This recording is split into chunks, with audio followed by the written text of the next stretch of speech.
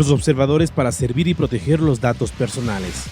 Buenos días con todos, estamos una vez más en otro programa de los observadores. Bienvenidos, somos los observadores en el primer programa en Ecuador que une el derecho y la comunicación para entender los cambios tecnológicos del futuro y proteger nuestros ciberderechos. Hoy hablaremos del futuro de los combustibles fósiles, pero antes quiero presentarles a Pablo Escandón, que me acompañará en la conducción del programa, pues mi querido amigo Lucho está trabajandito, el frío me tiene un poco trabado, pero ya me voy calentando.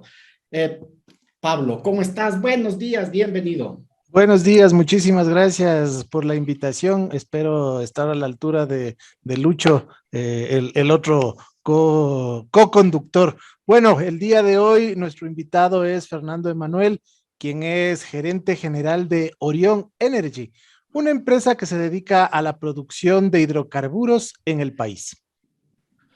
Bueno, Fernando, y como es costumbre y tradición en este programa, por favor, preséntate. ¿Qué nos puedes decir de ti? Muchísimas gracias, mucho gusto estar aquí con ustedes. Me siento honrado de haber recibido esta invitación. Bueno, yo tengo un poco más de 20 años ya trabajando en la industria petrolera. Como muchos de ustedes seguramente conocen y saben, han sido en estos pocos 20 años, digamos, ha habido muchos cambios, ha sido de mucha volatilidad para la industria y en cierta forma ya es una primera señal de que a nivel, digamos, de la matriz energética mundial, definitivamente estamos en un periodo de transición, ¿no? Ya hemos pasado, ha mutado la empresa y la industria de fijarse o focalizarse en problemas geopolíticos, que son las que comandaban de alguna manera, digamos, las riendas de la industria, a una industria que está en transición, ¿no? Yo he tenido la suerte de transitar por varios espacios, tanto a nivel local como internacional, en empresas grandes, como fue el caso estuve muchos años en Petrobras, y empresas, bueno, más pequeñas, como es el caso de Orion, una empresa donde ya estamos por cumplir 10 años, desde que la fundamos justamente en el 2012, y que está focalizada en operaciones acá en Ecuador, ¿no? Mis estudios, realmente yo no tengo un background de la parte técnica, mis estudios, mi formación es más por el lado de economía y finanzas, pero bueno, ya con todos estos años a la fuerza creo que he logrado incorporar todos los aspectos de una industria tan compleja, ¿no? Tiene elementos, obviamente, de la parte técnica, del subsuelo, de la geología, de la petrofísica, tiene, obviamente, elementos importantes de los procesos industriales que requiere, y sin duda hay algunos elementos también de la parte ambiental y social que tienen una incidencia fuerte, especialmente en Ecuador, al ser pues la mayor producción petrolera en áreas ambientalmente sensibles, ¿no? Entonces, he logrado, digamos, incorporar con la experiencia muchos de esos elementos y criterios, y aquí me tienen ya después de, como digo, un poco más de 2 décadas, con algunas canas más de las que tenía cuando arranqué, en una industria que parece fácil, parece muy rica por la cantidad de recursos que maneja, pero al ser altamente regulada enfrenta un sinnúmero de complejidades y obviamente la volatilidad en el mercado que ustedes seguramente han visto y han presenciado ya a partir del 2014 en un precio del petróleo que parece un serrucho entre subidas y bajadas fuertes, ¿no? Gracias, Fernando. Así que después de todos estos años ya estás listo para perforar pozos. No, sí, ya podría ir yo de cuñero al Derrick a pararme en la mesa de trabajo. Ya, o sea, tendrás cuidado con el patio de tu casa, no sea que te vaya a dar la obsesión y comiences a hacer huecos por todas partes. Bien, y con esta excelente presentación vamos a la primera sección de nuestro programa. Interestelar, extraños futuros que nos afectan, inteligencia artificial, biotecnología y otras novedades de ciencia y tecnología. Y bien, comencemos. ¿Es un pájaro? ¿Es un avión? ¿Es una canasta que flota? No, es el auto volador, tampoco el gato volador. Y nos referimos al Jetson One. Básicamente es un dron grande, grandote, que vuela a 100 kilómetros por hora gracias a sus 8 motores eléctricos que generan 102 caballos de fuerza. El coche puede funcionar continuamente durante 20 minutos y ya está a la venta, casi en el centro comercial más cercano, ¿no? Estamos hablando de la cuarta revolución industrial, especialmente que ha afectado al sector automotriz. que es el que ha tenido una dinámica impresionante, ¿no? Hacia el futuro se espera que las mayores transformaciones del sector se basen en la aplicación de modelos de negocios centrados en el acceso, ya no en la posesión, y en la mayor penetración de tecnologías altamente disruptivas como el aprendizaje automático y el análisis de macrodatos, lo que podría llevar a nuevas experiencias de conducción y seguramente a la conducción autónoma, que ya estamos mirando taxis que andan solos y cosas así, ¿no? Esta situación modificará las rentas del interior de la industria, la participación de los servicios digitales en las utilidades de la industria automotriz, pasará del 4% en el 2015 al 36% en el 2030. Ya México, por ejemplo, en el 2016 fue el primero de los países latinoamericanos en delinear el mapa de ruta para encaminar el proceso de digitalización de su industria. Mientras, en el Ecuador estamos pidiendo que se congelen los combustibles a propósito. En este contexto, mi querido Fernando, la primera pregunta es, tenemos autos voladores, transporte público, motos, patinetas, todo eléctrico. ¿Cuál es tu postura personal frente a estos cambios? Yo supongo que tienes familia, tienes hijos y estoy pensando en este tema personal, ¿no? Por un lado, soy casi el cuco que produce la contaminación ambiental y por el otro lado, tengo la familia que alimentar y tengo que desarrollar el país al mismo tiempo. Entonces me parece una especie de encrucijada emocional en tu cabeza. ¿Me equivoco? No te equivocas. Y evidentemente creo que no hay empresa productora, digamos, de hidrocarburos que no esté pensando en cierta manera en incorporar a su portafolio activos, digamos, del sector energético más amplio y transicionar también, ¿no? Yo creo que hay un elemento importante en todo esto que a veces pasa un poco desapercibido, porque los seres humanos siempre tenemos que tener bien identificado al enemigo, ¿no? Y claro, el enemigo es la empresa petrolera, cuando realmente la contaminación generalmente, lo grueso se da en el consumo más que en la producción, pero a la final somos todos partes de un sistema y de un encadenamiento, y lo que creo que tiene que quedar claro es que la transición energética es un hecho, ¿no? Ya no hay marcha atrás. Digamos, la pregunta ya no es si es que la va a haber, sino cuándo. Y bueno, ¿por qué se está dando esta situación? Evidentemente hay muchas posiciones al respecto, ¿no? Inicialmente comenzó con un empuje regulatorio, ¿no? Como efecto de una presión pública y política muy fuerte, ¿no? Tenemos a la Greta Thunberg hablando en Naciones Unidas, tenemos muchos íconos de varios aspectos, ¿no? De varios ámbitos que hacen mucha presión. Y bueno, como parte de esa presión ya arranca una presión y termina todo esto en temas regulatorios muy específicos que comienzan a generar un guión frente a esa transición, ¿no? Hay países que ya tienen fijadas fechas, digamos, en donde se va a vender el último auto con motor de combustión interna y están a la vuelta realmente. Hablemos de que países como el Reino Unido, por ejemplo, en el 2030 venderá su último auto de motor de combustión interna, y eso en cierta forma ya comienza a darnos una luz de cómo todo este empuje y esta presión mediática y social y política ha generado ya estos cambios regulatorios.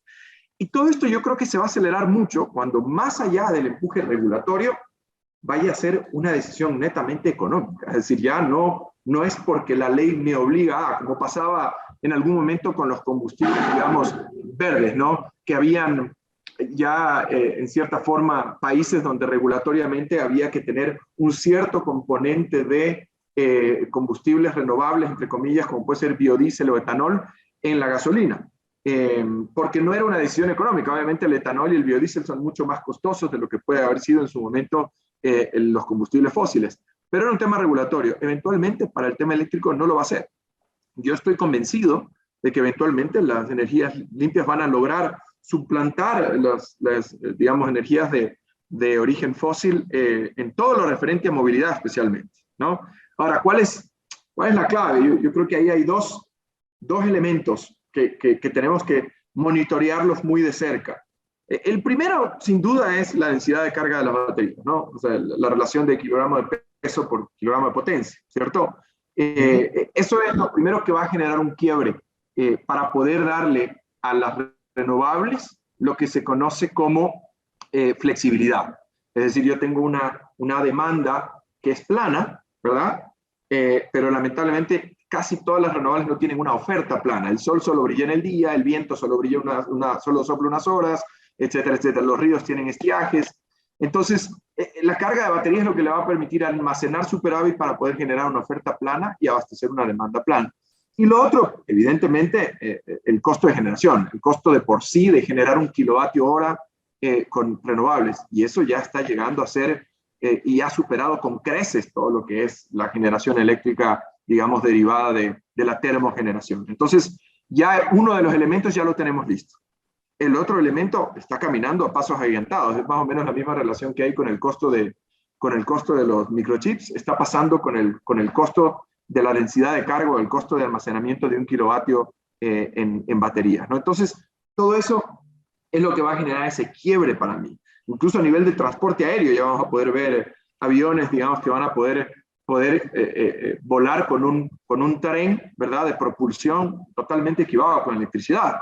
Y ese quiebre, cuando ya esa decisión, como digo, ya no sea regulatoria, sino que pase por una decisión económica, va a ser incluso más económico transportarse por medios impulsados por electricidad que por combustibles fósiles.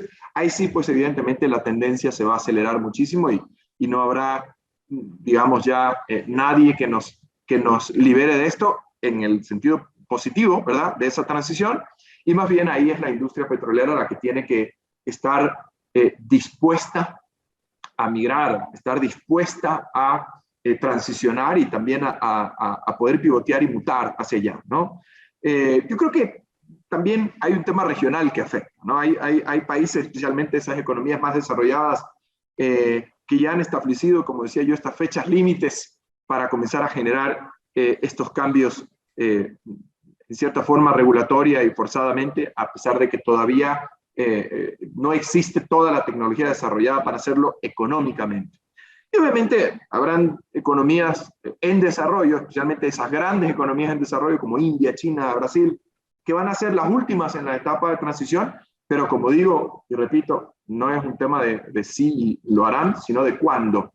Vendrán un poco más atrás en el cronograma, pero sin duda todos tendremos que hacerlo. Yo creo que hay un desafío gigantesco para los entes regulatorios, para los políticos, para los países y sus gobiernos, en poder prepararse a tiempo para esta transición, ¿no? Si mañana, como tú mencionabas hace un momento, Gonzalo, si mañana hay una digitalización incluso del transporte, ¿no?, y ya se incorporan otras tecnologías que cada vez lo hacen más confiable y más económico, como pueden ser los autos, digamos, driverless, ¿no? O sea, los autos autónomos. Eso requiere de infraestructura, no solamente a nivel de digitalización, sino a nivel físico, ¿no? Que las vías tengan ciertas condiciones.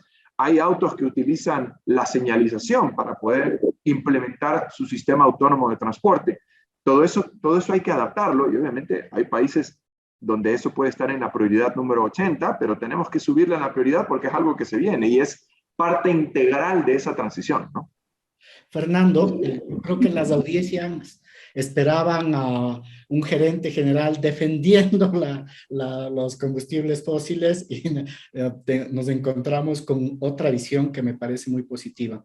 Tengo una curiosidad. ¿Tú tienes hijos, Fernando? Tengo 3, sí. ¿De qué edad? 3 hijos pequeños. Tienen 12, 8 y 6.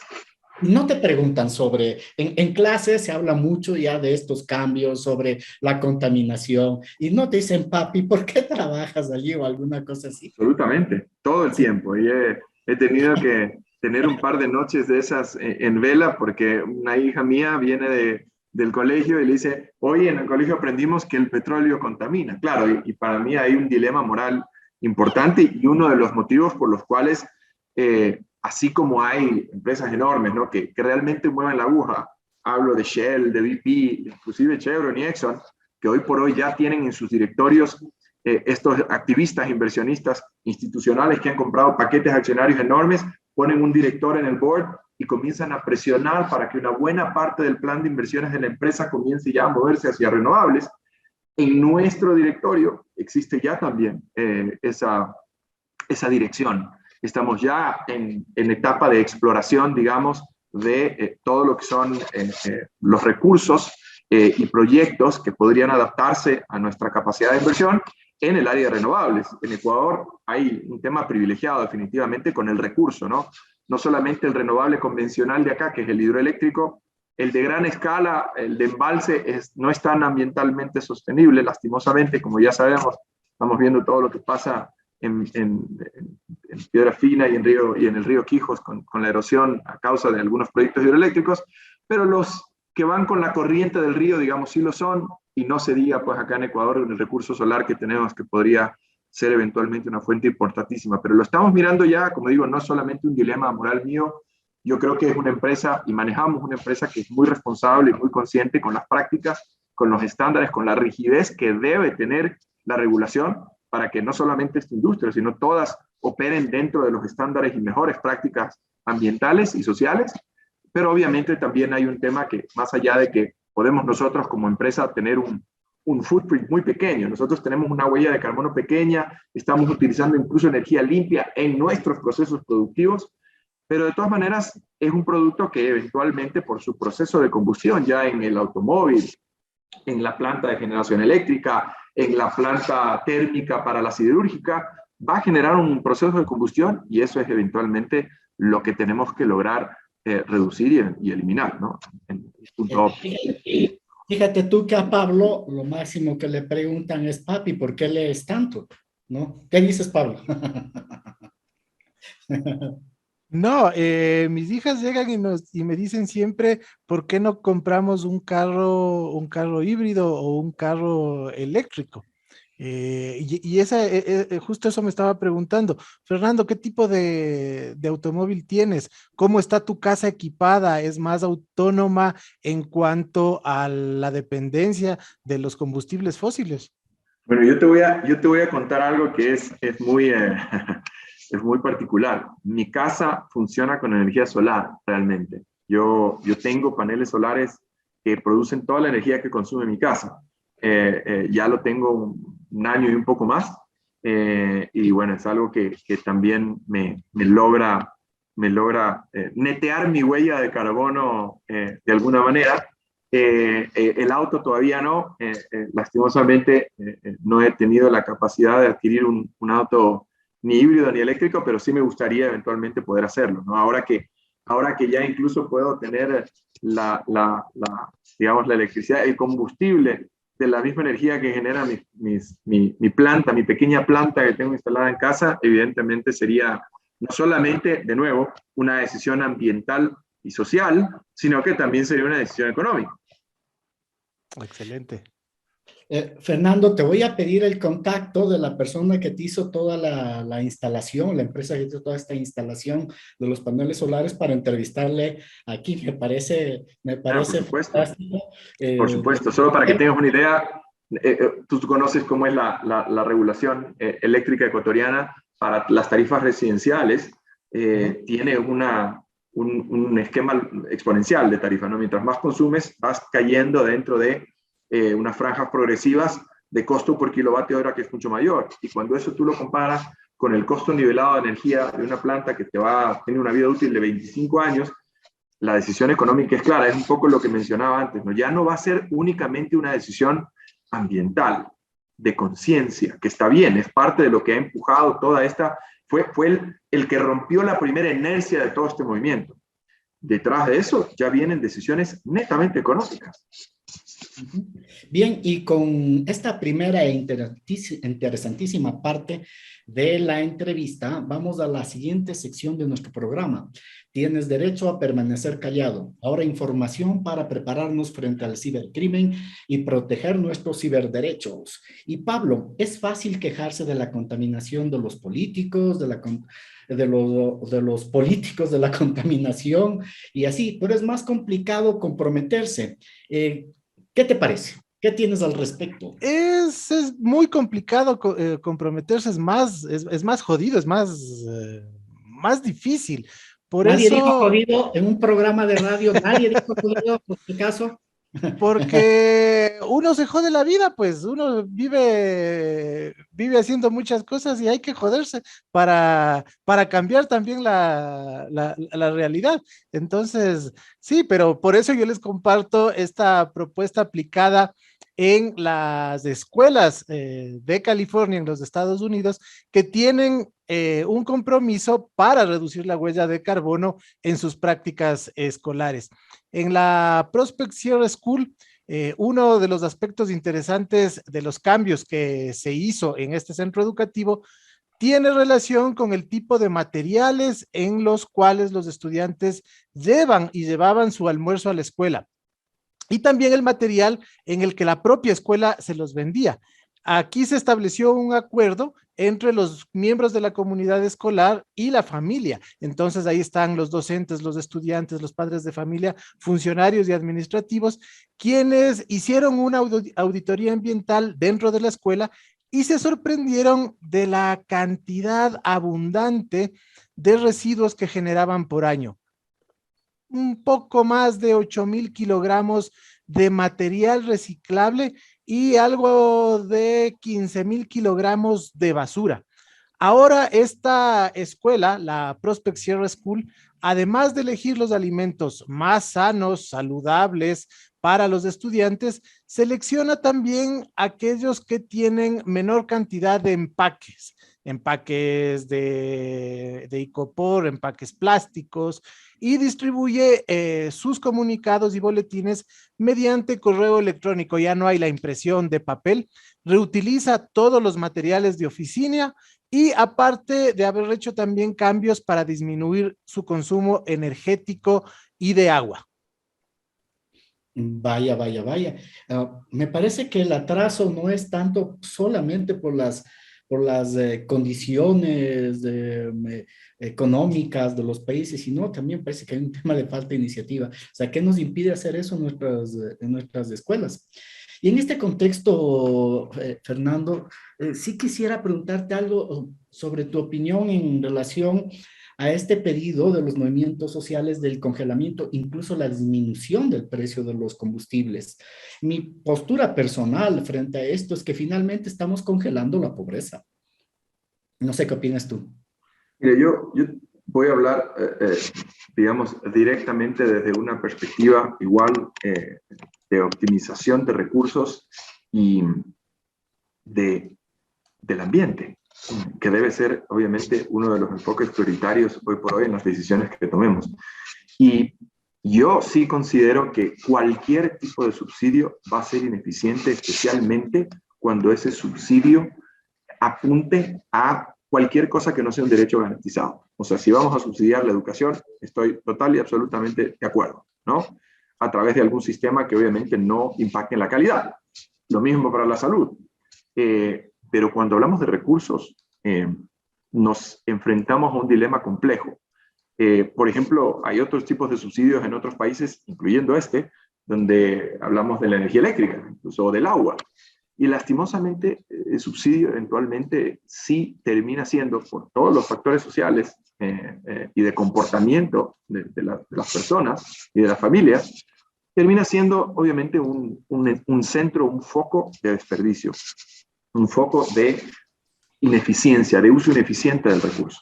Yo quisiera preguntarle o hacer una encuesta, digamos, ustedes que tienen acceso a un medio de comunicación, hacer una encuesta eventualmente de quién en el Ecuador, por lo menos hasta antes de que ya se dio este último movimiento en el costo de combustibles, pero quién en Ecuador iba a un concesionario y preguntaba, después de la segunda pregunta de cuánto cuesta el vehículo, es cuánto consume, cuál es el kilometraje que yo puedo obtener en este auto por galón. Y nadie lo hace porque lastimosamente es una pregunta que no tiene un impacto en la decisión de venta porque el combustible es subsidiado. Imagínate en países donde el combustible es aún mucho más subsidiado, no te importa tener un V8 5.0 que tiene un consumo de 5 kilómetros por galón y se vuelve un recurso que está desperdiciado. Fuera del impacto ambiental incremental, es un recurso que no se está utilizando eficientemente. Pasa con el agua también en el Ecuador, donde nosotros pagamos un valor por metro cúbico de agua, ¿no? A nivel residencial incluso, que es irrisorio frente a lo que debería, al costo-oportunidad que tiene un recurso tan importante. Lo mismo, obviamente, va a pasar si es que mantenemos digamos, una visión política, ¿verdad?, de subsidiar un recurso que eventualmente puede generar una ineficiencia y una diseconomía. Fuera de todo lo que podemos añadir de temas de contrabando y otros incentivos perversos que pueden haber, evidentemente estoy en contra. Yo considero que los subsidios directos en este caso son mucho más eficientes porque generan un efecto multiplicador distinto. Cuando un recurso o un subsidio está focalizado en un recurso específico, como es el combustible, hay ineficiencias, hay desperdicio, hay contrabando. Cuando son subsidios directos a las familias para que ellos tomen sus decisiones de compra y de utilización, son subsidios que tienen un efecto multiplicador en la economía. Entonces, yo intercambiaría eventualmente el subsidio del combustible por temas de bonificación, por mejorar tal vez eventualmente condiciones de empleabilidad, por invertirlo en cosas que realmente tengan un efecto multiplicador en consumo y en la economía en general. Pero yo estoy totalmente opuesto por factores económicos y por factores ambientales a un subsidio de los combustibles. Pablo, ¿qué opinas de esto? ¿Tienes alguna pregunta que te interese en este momento? Bueno, en ese sentido, los subsidios tendrían que estar más focalizados completamente, pero esto siempre ha venido funcionando como un caballo político, como un caballo completamente clientelar. ¿De qué manera acabar con este subsidio para que no se vuelva como un chantaje, como siempre ha sido? Desde que yo me acuerdo, desde que yo tengo razón, todas las protestas que han salido Hace 60 años. hace 60 años, desde que toda la gente ha salido a las calles, es por la subida de los precios de los pasajes, que tiene que ver con la subida de los combustibles. Entonces, aquí, como, qué sé yo, nos mal acostumbraron desde cuando nació desde cuando se hizo la gran procesión con el primer barril de petróleo, con Bombita como jefe supremo. La cosa fue, ahora vivimos en una economía completamente boyante. Yo me acuerdo cuando era pequeño había whiskies en las fiestas, cuando antes no había whisky. El whisky era, comparado con otros países, aquí éramos como jeques, o sea, se sacaba el whisky, y lo mismo pasaba con los combustibles. Entonces, ¿cómo acabar con eso? Porque llega un momento en que le dices, ¿sabes qué? De esto ya no vas a probar. A ver, ¿cómo que no? Si es mi derecho. ¿Realmente es un derecho el subsidio? Yo lastimosamente coincido contigo. Yo creo que hay momentos en la vida económica de ciertos países, especialmente cuando hay estos eventos disruptivos, ¿no? Como descubrir petróleo y cantidades importantes allá a nivel per cápita, ¿no?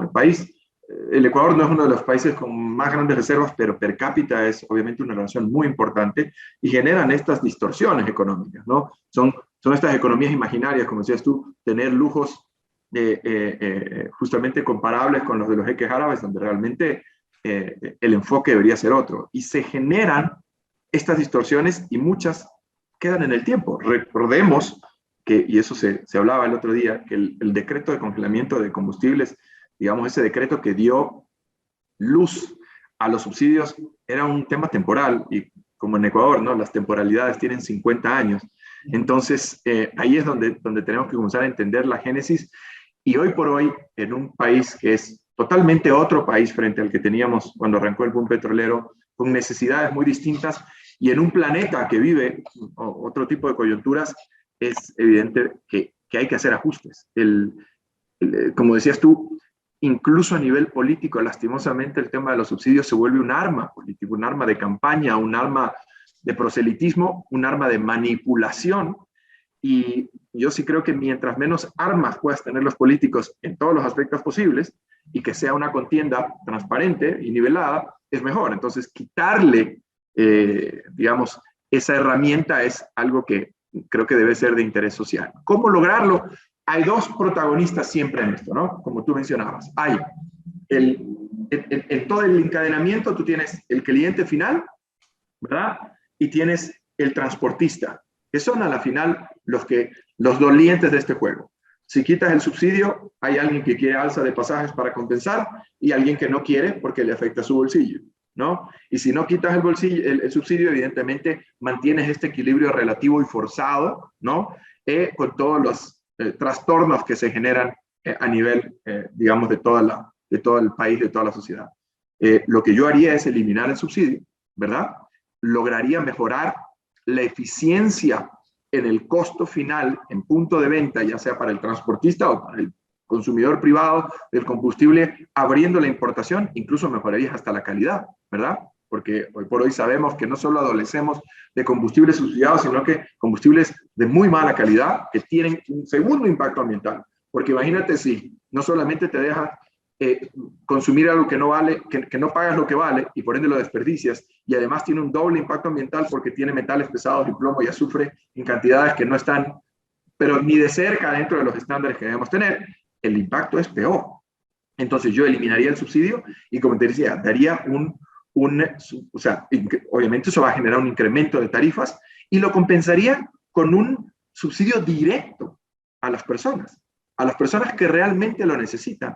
Y eliminaste la herramienta de presión política, la herramienta de proselitismo, en una movida que le va a dar un poder adquisitivo mayor a las familias.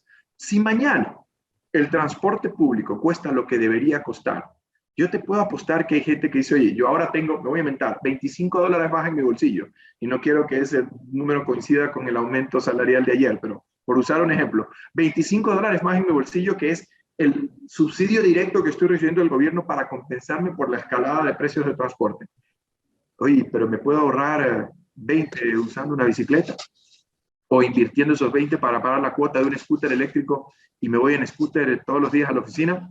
Ya comienzas a generar decisiones propias familiares de la utilización de eso, que, como digo yo, tienen otro efecto multiplicador. Es una dinámica distinta porque generas otro tipo de consumo, porque abres la posibilidad a otras líneas, digamos, de desarrollo económico, utilizando ese recurso de forma ahora sí eficiente, ahora sí pasando por una decisión consciente de camino y aprovecho el viaje a la oficina para hacer ejercicio.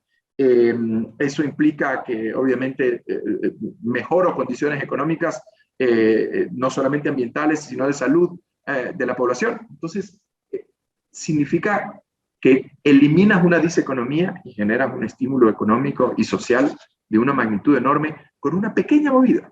Y le quitas el arma de protesta al transportista y le quitas el arma de manipulación política al político y dejas la mesa transparente.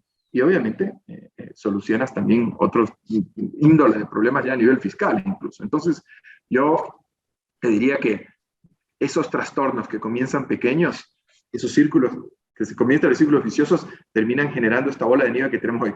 Una cosa tan inocente como haber puesto un subsidio, porque obviamente ya somos país petrolero y cómo no vamos a tener subsidiados los combustibles, hace 60 años, ¿no? Comienza como una bola de nieve a generar trastornos en tantos otros ámbitos económicos que derivan en lo que hoy tenemos. A propósito de lo que dice Fernando, estoy pensando en lo que plantea Leonidas Issa, que dice que el costo, la subida de los combustibles es una paliza. Entonces, combina además muy bien con su apellido, ¿no? Dice Issa, comienza la paliza. Y claro, se puede entender que en el campo las condiciones son diferentes, es decir, no estamos pensando en que en el campo vas a comprar la bicicleta eléctrica, la moto eléctrica, el automóvil eléctrico, que hay otras condiciones efectivamente. Sin embargo, a mí me parece que hay que apoyar mucho esta transición al campo. ¿Por qué? Porque como tú bien señalaste, y aquí quisiera tu opinión, de todos modos se va a dar, así que el congelar los precios lo que va a hacer es dejarles sin preparación para cuando esta transformación se dé, porque se va a dar. Es decir, no solo vamos a tener el atraso de ahora, sino el atraso posterior cuando ya la sociedad urbana está más integrada, sistemas eléctricos, movilidad eléctrica. Ahora mismo tenemos, ya podemos ver la circulación de motos eléctricas, scooter eléctricos, pronto, y hay uno que otro automóvil eléctrico, y eso se generalizará porque ya está ocurriendo. En Quito ocurre. A mí me gusta usar sobre eso, Gonzalo, una analogía que funciona muy bien, porque ya no es una proyección o una estimación, son realidades. Imagínate si en el año 97, 98 hubiéramos dicho, ¿saben qué? Vamos a subsidiar las llamadas telefónicas y las llamadas telefónicas en el Ecuador van a ser gratuitas. ¿Dónde estaríamos hoy? ¿Qué hubiera pasado con la red celular? ¿Cómo estarían los temas de Internet y conectividad? ¿Cómo hubiéramos nosotros como país evolucionado y avanzado frente al resto del mundo en temas de avances tecnológicos? Hubiendo tenido un recurso subsidiado, ¿verdad? Pero que hoy por hoy es obsoleto. Lo mismo va a pasar con el petróleo. ¿Qué opinas, Pablo, en este momento de quiebre? Tú que eres nuestro experto digital. Bueno, es que ahí, con respecto a la pregunta anterior, yo estaba pensando lo que Fernando nos decía sobre estas formas de ir estimulando. Y ahí también tenemos el tema de las fundas plásticas, ¿no es cierto? Que tampoco la gente se da cuenta que proviene de la industria petrolera también, que es un derivado, un refinado. Cuando te dan la funda plástica en el centro comercial o en el supermercado, te sientes, más bien, es tu derecho y exiges que te den la funda. Y cuando te cobran en el supermercado, empiezas a decir, ¿por qué me están cobrando? ¿Qué sucede? Entonces la lógica es, pague, porque si es que quiere esto, más bien entonces traiga lo suyo para motivar o estimular el otro tipo de consumo. Pasa lo mismo con los fósiles y pasa lo mismo con el combustible. Y de esa manera lo que hacemos a la ciudadanía, me incluyo yo, nos acostumbramos es a que me tienen que dar esto. Entonces, o te lo ganas o es necesario o realmente estamos pensando en el futuro que les estamos dejando a las generaciones que vienen, ¿no es cierto? Y además también con el pensamiento de cuáles son mis derechos. O sea, ¿mi derecho es seguir ensuciando o mi derecho es más bien ayudar a no ensuciar, a no gastar? Oye, a propósito, todavía compras una aspirina y te dan una microfunda, ¿verdad? O sea, no puede haber algo más estúpido en este momento y mucha gente reclama su fundita, supongo para guardar la próxima pastilla. Claro. ¿Qué será? Exacto. Un día íbamos con mi hija por la calle y una funda estaba volando y dice, papi, para, porque esa funda se va a ir a la alcantarilla y esa funda por la alcantarilla se va a ir al mar y va a matar peces y va a matar ballenas. Entonces, la conciencia ecológica de los niños ahora ya no es tanto de, a ver, en el carro que estás consumiendo un combustible fósil. No, esa funda está matando más que lo que está matando el smog, por decirlo, ¿no es cierto? Entonces, la forma de conciencia que también se va generando en los colegios tiene relación con esto, pero también no se dan cuenta que el tema petrolero abarca mucho más de industria de revolución, tanto en la cuarta revolución como en la tercera, ¿no es cierto? Entonces, es interesante poder profundizar muchos más elementos en los que incluso la industria petrolera puede revertir, cambiar la lógica, decir cómo también está apoyando, porque incluso también veía yo algunos reportes que producir un carro eléctrico contamina más que producir un carro a gasolina. Entonces, ¿cuál es el equilibrio? O sea, la producción versus el consumo, y lo que tú decías, Fernando, nadie pregunta por el cuánto consume por kilómetro. Entonces, cuando voy a comprar ¿cómo se llama? Un carro eléctrico, voy a también a preguntar, y después de esto, la batería de este carro, ¿cómo me la deshago? ¿En dónde la coloco y cuál va a ser la forma de contaminación de esta batería? Tu corazoncito economista debe darnos la respuesta, Fernando. Bueno, definitivamente todos los recursos de esta nueva era económica tienen que tener un trasfondo circular en cierta manera. Yo creo que sí hay una diferencia importante entre el motor de combustión y el motor eléctrico en términos de esa circularidad, es decir, de que todos los elementos puedan continuar siendo productivos y utilizables en la economía y lastimosamente en el motor de combustión hay un elemento que es el combustible que no tiene esa circularidad. Entonces, creo que sin duda el impacto neto, más allá de, y yo estoy de acuerdo contigo, Pablo, nunca va a ser un impacto neto totalmente cero, ¿verdad? Va a haber algo positivo en términos de huella, pero mucho menos positivo frente a lo que tenemos hoy. Por ende, sin duda, ese es el siguiente camino. Mañana aparecerán otro tipo de energías y tecnologías como la de hidrógeno, que yo sí creo que ese es uno de los elementos que pueden ya dar un salto cuántico en este tema y cambiar las reglas del juego totalmente. Y hasta que lleguemos a eso, tampoco nos podemos quedar cruzados de brazos y tal vez entrar en esta etapa intermedia con la tecnología, digamos, de baterías como la están tratando de desarrollar hoy, pero sí, estoy de acuerdo contigo. Todo, digamos, lo que hoy por hoy implica hacer esta transición, tanto energética y todo lo que compete a la cuarta revolución industrial en términos de digitalización, tiene un impacto ambiental porque, digamos, la sílica para construir paneles tiene que salir de algún lado. El componente minero en la cuarta revolución industrial es gigantesco, ¿no? Todos estos metales raros para poder hacer microcomponentes salen de algún lado. El níquel, el zinc, el cobre para los superconductores y para las baterías y el litio salen de algún lado. Pero evidentemente yo creo que ahí hay una oportunidad de no cometer tal vez los errores que sí se cometieron en el pasado en el desarrollo de la industria petrolera y lograr hacer esto en la forma correcta, digamos.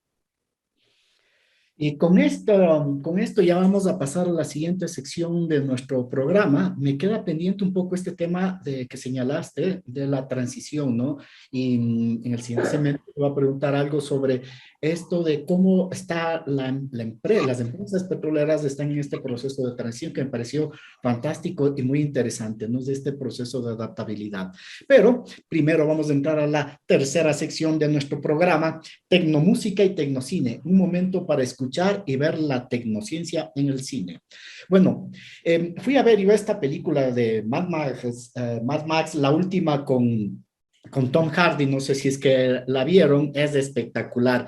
Y además, si ustedes van en el sistema este D-Box de las hilitas que se mueven, es genial porque no pasas de traquetear, después tienes un dolor de hígado, riñones, piernas y todo, pero estás divertidísimo con la película. Y elegí esta película justamente porque habla de una sociedad post-apocalíptica en la que los combustibles son el motivo de la guerra y hay un monopolio que lo tiene que lo tiene una ciudad y que el villano quiere apoderarse de ese combustible fósil, ¿no? Es fantástica la película para los que no la han visto. Además, dirigida, es la cuarta saga de Mad Max, dirigida por el australiano George Miller, que ahora tiene 70, bueno, que por el momento de la dirección tenía 70 años y que fue el que dirigió las películas anteriores, ¿no? Y lo hizo perfectamente, además con los efectos mecánicos, ¿no? Ustedes no ven las perchas de esas gigantes en las que se balancean, ¿no? Son reales, no son hechas con sistemas digitales, no se balancean realmente, son sistemas mecánicos con un enorme poder visual, ¿verdad? También en esta película, Tom Hardy, el actor recorre un mundo desértico en su maravilloso Interceptor B8, que es el que tú decías que, Fernando, ¿no? Que es un bien por el que vale matar, ¿no? No me refiero al auto, sino a la gasolina. Mover ese carro necesita gasolina. Quien diseña la banda sonora es el DJ y productor Junker XL, quien utilizó 200 instrumentos, 12 tambores en cadena, hasta temas operísticos interpretados en guitarras eléctricas. Todo esto fusionado por una banda sonora espectacular, que se ensamblaron en la postproducción para provocar esa sensación de caos y desierto humano, ¿no es cierto? Ese desierto emocional que se lo percibe en la película. Vamos a escuchar de esta banda sonora, Bolsa de Sangre, ¿no? Que es el nombre que le dan al protagonista. Y escuchemos.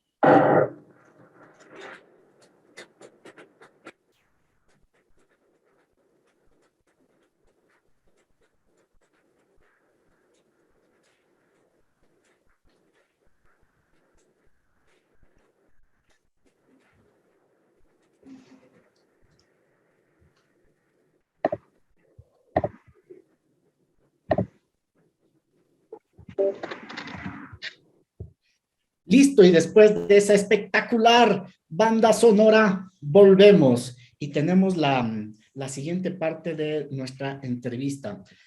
Fernando, mi hijo es ingeniero mecánico, estudió una maestría en Hungría y estaba diseñando en una impresora 3D que él tiene una máquina de perforación, esta que perfora así un poco curvadito, que ahora no recuerdo el nombre, y le estaba imprimiendo en una maqueta pequeña, ¿no? Entonces yo todavía sigue en este proyecto personal de él, pero yo estaba totalmente asombrado y le preguntaba cosas sobre para qué sirve esto, ¿no? Entonces, un poco es el mundo fantástico de los prototipos, de ser más eficiente, de probar en maquetas, de no ir al campo, perforar y ver si nos salió bien o mal. Entonces, en este contexto, me gustaría preguntarte, y finalmente, ¿cuáles son los avances, no? Porque un poco también se dice que o sea, en la cultura popular piensa un poco que es un mito, ¿no es cierto? Finalmente van a destruir la selva y lo van a hacer completamente. Entonces, quisiera preguntarte cómo ha sido deficiente la explotación petrolera y si efectivamente hay un mejor nivel de protección de la naturaleza. Yo diría que definitivamente sí, ¿no? Ahora, como parte, digamos, de toda esta cuarta revolución industrial, ha habido un impacto importante en la industria petrolera para adaptarse, de cierta manera, e incorporar estas nuevas tendencias. Un poco yendo al comentario que hacía sobre esta herramienta de perforación direccional, que seguramente es lo que está construyendo él. Exacto. Es una herramienta que permite llegar a puntos en el reservorio, ¿verdad? Para poder producir y drenar ciertas áreas que están lejos de donde está, digamos, el cabezal o el taladro de perforación, y así evitar, por ejemplo, hacer más plataformas, evitar hacer mucho más impacto en superficie, que tiene obviamente un trasfondo ambiental y social, ¿no? Entonces, esas tecnologías han avanzado muchísimo. Hoy por hoy existen tecnologías de geonavegación que permiten a la broca llegar realmente con una precisión de centímetros a donde uno la quiere colocar.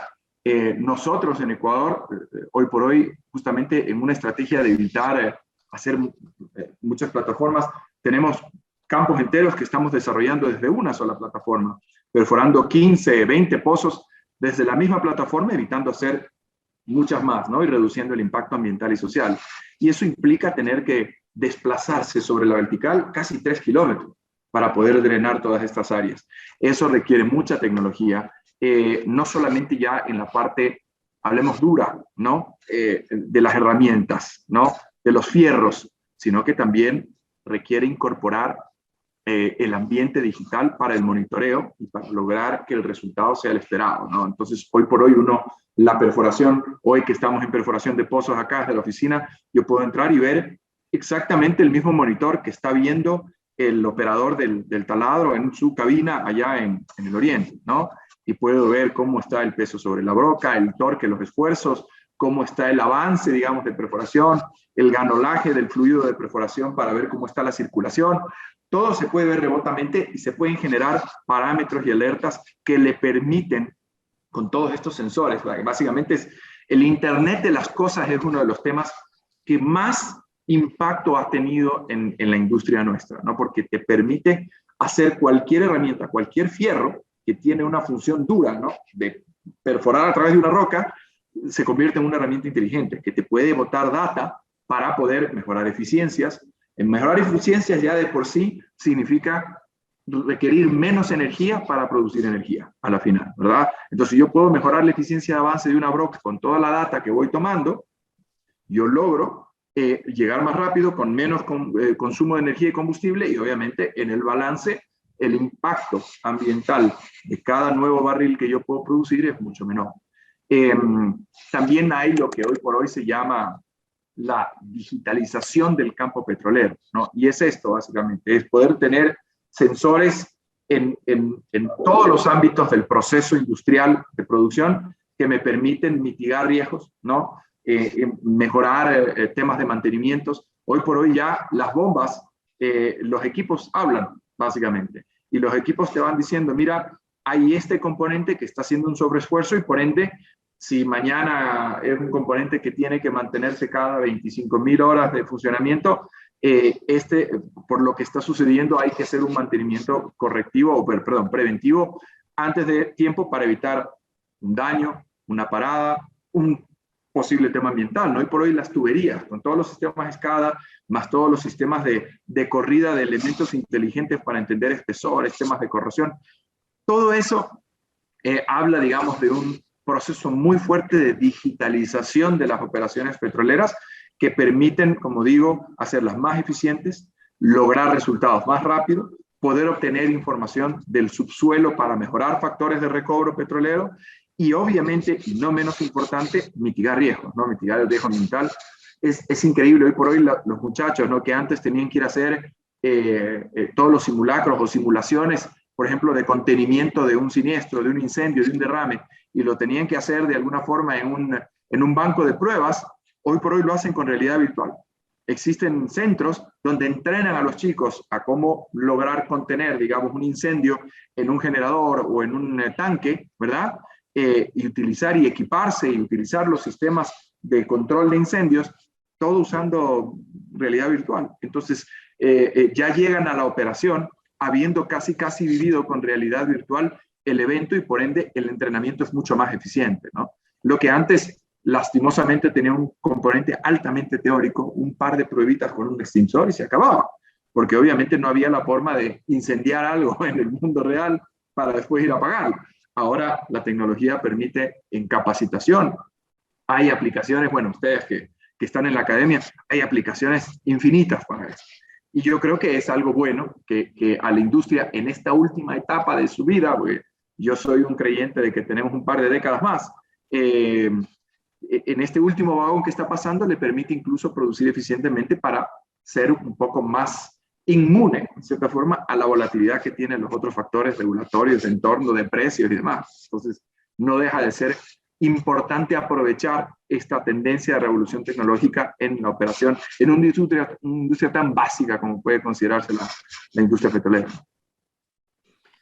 Pablo, ¿no te sorprende como a mí todo este proceso de autoconciencia de la industria petrolera aquí en voz de Fernando? Yo justo le iba a preguntar sobre esta transición. No sé si tú quieres añadir algo.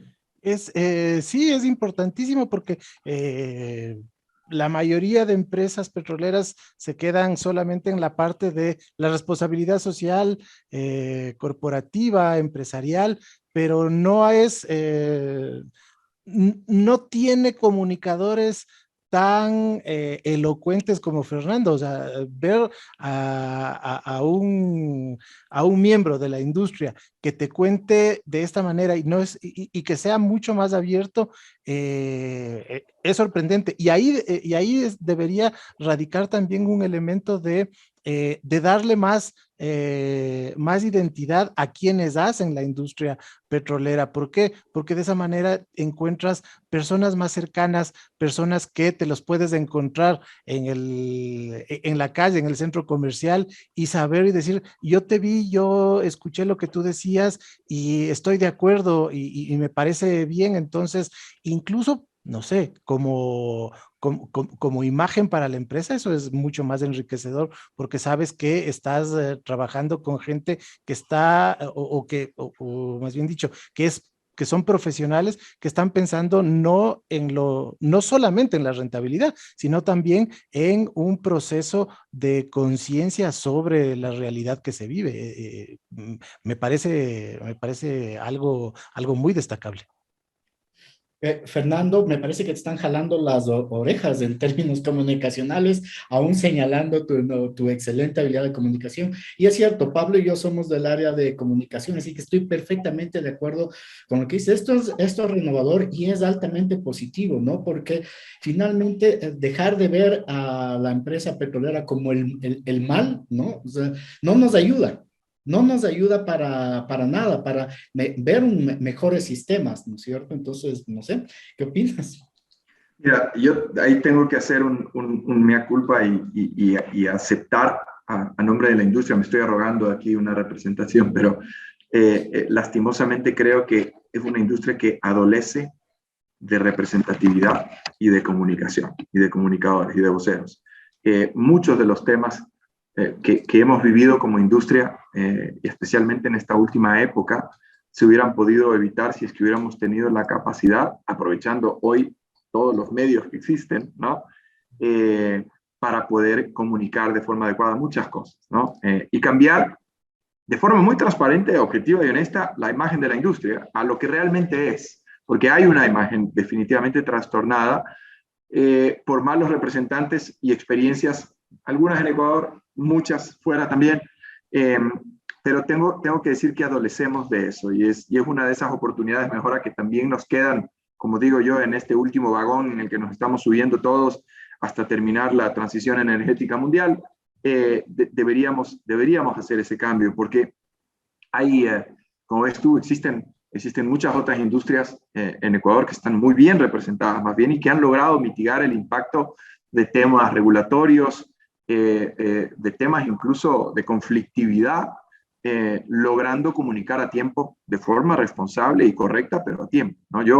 Yo tengo ahí, digamos, dos elementos que son muy evidentes de cómo esto hoy por hoy nos está impactando, ¿no? Desde la perspectiva, hablemos del grupo de interés social amplio, ¿no? De la población en general, lastimosamente a una industria que ha sido importante para la economía, ha sido lo importante para sostener incluso la dolarización, ¿no? Con la capacidad de recursos que logra generar en términos de dólares importados a esta economía, no ha logrado transmitir sus bondades y solamente tiene detractores en medios. No ha logrado consolidar, digamos, una visión clara de lo que las empresas hacen. Ese primer factor que digo, ese primer elemento es que tradicionalmente en Ecuador y afuera también se ha vivido con la idea de que es mejor el bajo perfil. Hoy por hoy, y ustedes que son comunicadores lo conocen mejor que yo, hoy por hoy en el mundo que vivimos el bajo perfil no existe. Uno es responsable de todo lo que hace y tiene que saber comunicarlo. Más bien, el perfil adecuado es el perfil que aplica, es decir, el perfil que se expone en lo que debe exponerse, que pide disculpas cuando debe pedir disculpas públicamente, que interviene en defensa de algo que es correcto cuando debe hacerlo. Imagínate, yo creo que las empresas petroleras debieron haber tenido una postura sobre el tema del subsidio, para explicarlo de forma muy clara, sin intereses, porque hoy por hoy ustedes saben que la parte ya de comercialización de combustibles, importación de combustible es monopolio estatal, refinanciación es monopolio estatal, pero sí poder comunicar adecuadamente que a la final, como les decía antes, en todo el encadenamiento, ¿verdad? Desde que se produce el barril hasta que se consume, el mayor impacto ambiental se genera obviamente en el consumo.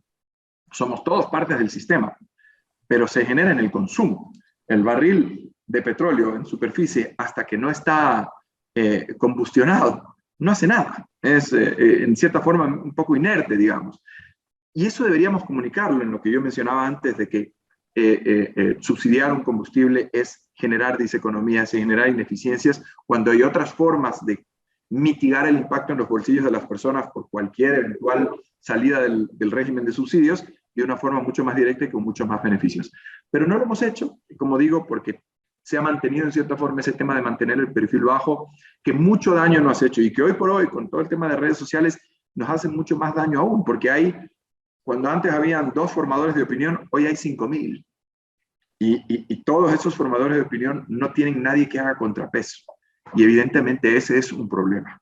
Y como digo yo, hablemos en términos positivos, una oportunidad de mejora para la industria en lograr hacer, digamos, las cosas de forma correcta. Ese es el primer factor. Y el segundo factor definitivamente pasa por que las empresas petroleras que hacen mucho por el Ecuador, no han logrado, digamos, de alguna forma acompañar al Estado, ¿no? De forma cercana para que el desarrollo de la industria petrolera se haga de la forma correcta. no hay un tema, no hay una barrera económica en esto, no hay una barrera que generalmente son las más duras, ¿no? Tú dices, ok, queremos lograr un desarrollo sostenible de las comunidades que están en la Amazonía. Lo que hacemos nosotros de forma directa, ¿verdad? Es algo, pero es muy poco frente a lo que se podría lograr de forma indirecta a través de los recursos que hoy por hoy nosotros, por ley, ya le entregamos al gobierno.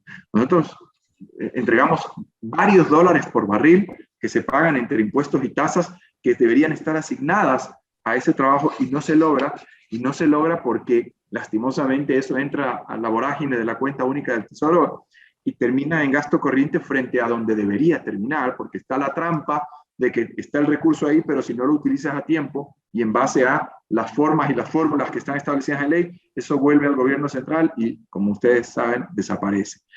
Nosotros hemos pecado de no acompañar a la comunidad y al gobierno en el uso correcto de esos recursos. Y solo para que tengan una idea, hoy por hoy son más de 500 millones de dólares al año que se pagan en esas tasas que podrían estar utilizadas en vialidad, en salud, en educación, en infraestructura, en sanidad, y no se hace porque obviamente son recursos que se esfuman. Y lastimosamente es un arma de doble filo no haberlo hecho a tiempo, no haber hecho ese acompañamiento a tiempo con una agremiación y una representatividad adecuada. Porque así como nos toca a nosotros poner en responsabilidad social recursos adicionales a los que ya se pagan, la conflictividad no baja porque se sigue manteniendo la percepción de que de donde viene la mayor riqueza ecuatoriana no regresa absolutamente nada. Y en cierta forma tienen razón.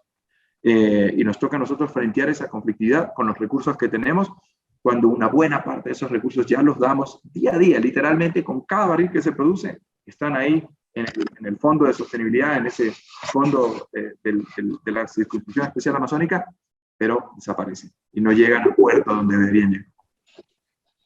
Y finalmente perdemos todos, pierde el Estado, pierde las empresas que se ven como que están desperdiciando, pero perdemos posibilidades de desarrollo, no cambia la industria, no generamos nuevos empleos, no nos adaptamos para las nuevas economías, no capacitamos a la gente, entonces entramos en un círculo vicioso de la miseria y la pobreza mental y económica. Así es. Se pierde, como digo yo, esta última oportunidad que tenemos. Yo sí quiero ser muy enfático en esto, porque, como decía, ya estamos caminados a la transición. La industria petrolera tiene 2 décadas. Y esto es, usando términos económicos financieros, nosotros tenemos una posición muy alta, tenemos un inventario gigantesco de barriles de petróleo que eventualmente no van a valer nada. Entonces hay que monetizarlos hoy para utilizar esos ingresos para generar las bases de lo que será la nueva época económica del Ecuador. Así como fue el cacao en su momento, después el banano, después el petróleo, vendrá tal vez algo en la minería, pero tenemos que sentar las bases para esto. Hay que reemplazar, Pablo y Gonzalo, ingentes ingresos fiscales que genera el petróleo. Hay que reemplazar en 20 años ingentes ingresos comerciales que vienen por exportación de petróleo para mantener eventualmente una balanza comercial y balanza de pagos positiva y una dolarización que funcione.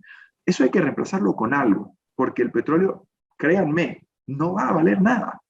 Entonces, hoy por hoy no podemos desaprovechar. Y si tenemos que enfrentar el conflicto político, el conflicto social, el conflicto ambiental, cuando en lugar de eso deberíamos liquidar esa posición, monetizarlo lo más rápido posible con buenos contratos, siempre obviamente con un estricto cumplimiento a las regulaciones ambientales, pero hay que hacerlo porque eventualmente yo tengo, y vuelvo a la misma analogía que usaba del tema de la red análoga, aquí yo entiendo que Pablo es el tecnológico, de la red análoga de telefonía celular. Si ustedes en el año 98 venían y dicen, oye, hay una compañía que quiere comprarle al Estado en lo que hoy serían, no sé, 3.000 millones de dólares la red análoga de telefonía fija. Y tú dices, no, pues si eso es un tema soberano, ¿cómo vamos a entregar esos recursos si ese es el Ecuador? 8 o 9 años después, ¿saben ustedes cuánto vale la red análoga de telefonía fija de lo que era en su momento, no sé, IETEL, Andinatel, Pacifitel? No vale nada. Eso es lo mismo que va a pasar con el petróleo. Eso hay que tomar cartas ya porque nos quedan 2 décadas. Y creo que puedo estar siendo hasta generoso, pero bueno, hay que también entender un poco a qué velocidad vamos a ir, pero ese es el escenario que todos deberíamos manejar en nuestra cabeza.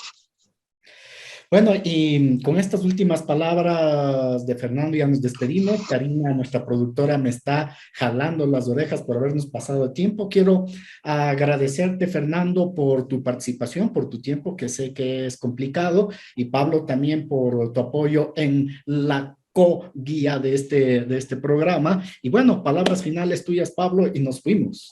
No, muchísimas gracias. Nos dejas, Fernando, mucho para reflexionar. Ahorita justo se me venía con el ejemplo de la telefonía análoga, se me viene también el tema de el espectro radioeléctrico para los medios de comunicación, ahora que están las plataformas